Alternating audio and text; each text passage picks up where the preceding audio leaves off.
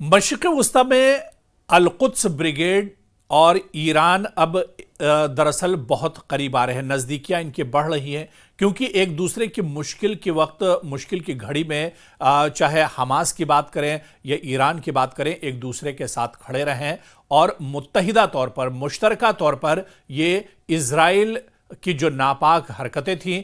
उसके खिलाफ आवाज़ बुलंद करते रहें। एक बार फिर से हमास का जो सिक्योरिटी विंग है अल-कुद्स ब्रिगेड, उसने कहा है कि हम इस्लामी जमहूरिया ईरान की हिमायत की कद्र करते हैं और कब्जे के खात्मे तक ये मज़ाहमत लगातार जारी रहेगी। यानी हमास की तरफ से बहुत बड़ा बयान आया है। हमास ने एक बार फिर से ईरान का शुक्रिया अदा किया है और हमास ने यह भी जाहिर किया है कि खित्ते में जब तक यह जंग जारी रहेगी, जब तक वो ईरान के साथ एक तरह से खड़े रहेंगे और मज़ाहमत करते रहेंगे, यानी मैदान में डटे रहेंगे। हमास जिसका यह दावा किया जा रहा था और इजराइल ने जिस तरह से दावा किया था, और हमने अपनी बहुत सी रिपोर्ट में भी आपको बताया कि हमास दरअसल एक बहुत छोटा सा ग्रुप है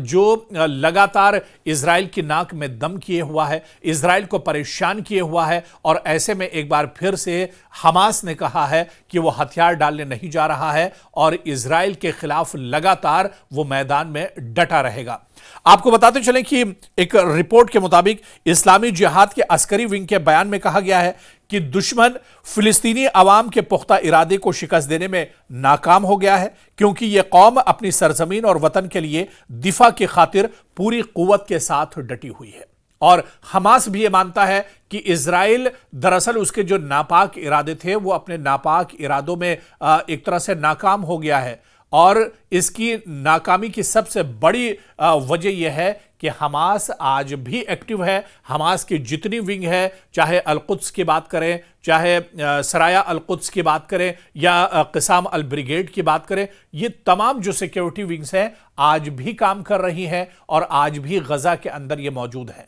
लेकिन पिछले 2 सालों में जो बड़े बड़े दावे इजराइल की तरफ से किए जा रहे थे, जो बड़ी बड़ी बातें अमेरिका की तरफ से की जा रही थी, हमास को खत्म करने और नेस्तनाबूद करने की जो बातें हो रही थी, दरअसल उनकी पोल अब खुल चुकी है। और अब हमास खुलकर यह कह रहा है, जिहाद इस्लामी जो है वो अब एक तरह से खुलकर कह रहा है कि इजराइल के खिलाफ वो हथियार छोड़ने वाला नहीं है और वो मैदान में लगातार डटा रहेगा। तो अब मशरिक़ वस्ता में यानी एक बार फिर से यह कहा जाए कि हालात तेजी से बदल रहे हैं, या यूं कहा जाए कि जो हालात पहले बद से बदतर हुए थे उसी की तरफ मशरिक़ वस्ता एक तरह से बढ़ रहा है। क्योंकि इजराइल को सिर्फ हमास से खतरा नहीं है, सिर्फ यमन से खतरा नहीं है, सिर्फ ईरान से खतरा नहीं है, या सिर्फ हूसियों से खतरा नहीं है, बल्कि इजराइल को एक साथ कई महाज पर लड़ना पड़ रहा है और एक साथ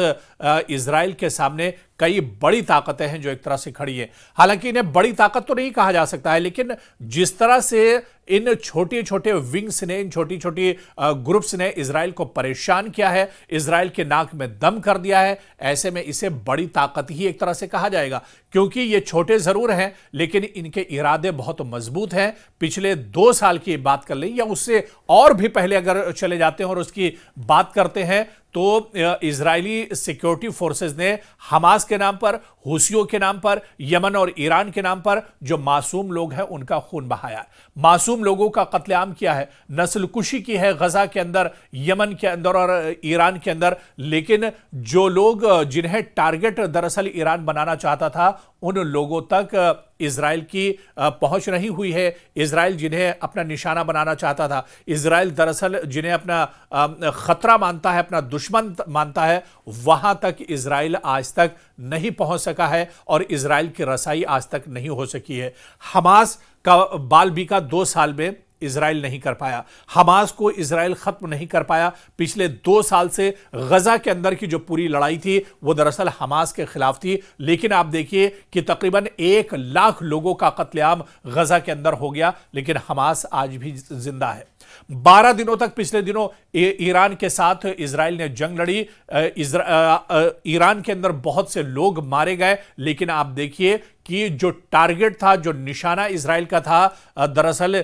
खामनेई को खत्म करना, या खामनेई के जो जनरल और साइंटिस्ट हैं उन्हें खत्म करना, उनको दरअसल उन पर निशाना नहीं साध सका या उन्हें निशाना नहीं बना सका। और इसके अलावा ईरान में जो मासूम और बेगुनाह लोग थे उनका खून इजराइल ने एक तरह से बहाया। हालांकि ईरान ने भी बहुत सख्त जवाब दिया और इजराइल एक तरह से परेशानियों का इजराइल को सामना करना पड़ा। इसी तरह से हूसियों की बात कर लिए, पिछले 2 साल या उससे पहले से हूसी लगातार इजराइल के निशाने पर रहे, लेकिन हूसियों को खत्म इजराइल नहीं कर पाया। एक बहुत छोटा सा ग्रुप, चंद लड़ाके, चंद हजार लड़ाके जो हैं वो हूसियों के साथ हैं, लेकिन इस हूसी जमात को भी इजराइल खत्म नहीं कर पाया है। और इसी तरह से आप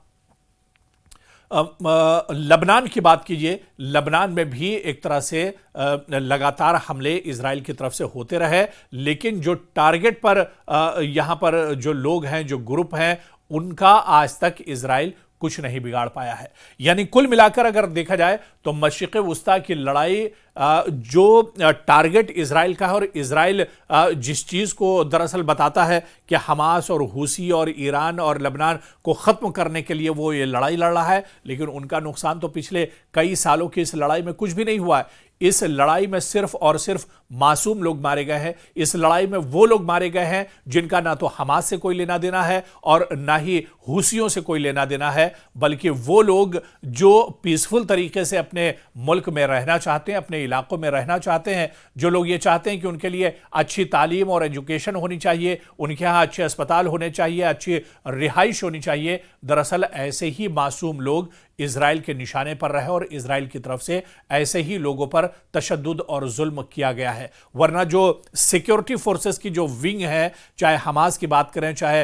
हूसियों की बात करें या हिजबुल्लाह की खास तौर से बात करें, क्योंकि हालिया दिनों आप देखिए लबनान में हिजबुल्लाह के पीछे इजराइल पड़ा हुआ है, और ऐसे में हिजबुल्लाह को सिर्फ पिछले 2 साल में नहीं बल्कि और भी पीछे आप चले जाइए, कई साल पीछे चले जाइए, हिजबुल्लाह लगातार इजराइल की आंखों में एक तरह से खटकता रहा है, लेकिन हिजबुल्लाह का बाल बीका एक तरह से इजराइल नहीं कर सका है। हिजबुल्लाह आज भी मौजूद है, हिजबुल्लाह का जो गिरोह है, जो ग्रुप है, वो आज भी एक तरह से मौजूद है और इजराइल और अमेरिका के लिए बड़ा खतरा बना हुआ है। यानी इजराइल और अमेरिका की नाक में दम करके रख दिया है। लेकिन दरअसल बताने का मकसद यही है कि जो छोटे छोटे से ग्रुप हैं मशरिक़ वुस्ता में इस्लामी ममालिक से जुड़े हुए जो ग्रुप्स हैं, इन ग्रुप्स का इजराइल कुछ नहीं कर सका है, या यह कहा जाए कि इजराइल इन ग्रुपों का बहाना बनाता है और मशरिक़ वुस्ता में जो मासूम लोग हैं उनका खून एक तरह से बहाया जाता है। क्योंकि इजराइल का जो मकसद है, जो मंसूबा है मशरिक़ वुस्ता में, वो ग्रेटर इजराइल का है। और इस ग्रेटर इजराइल के लिए बिन्यामिन नेतन्याहू वक्फे से अपने बयानात में इस बात का जिक्र करते रहे कि इजराइल का मकसद सिर्फ और सिर्फ ग्रेटर इजराइल का है। यानी इजराइल की जहां तक जमीन है उस जमीन से बाहर निकलकर, चाहे फिलिस्तीन हो, लबनान हो, ईरान हो, या आसपास के दूसरे जो मुल्क हैं सीरिया और शाम है,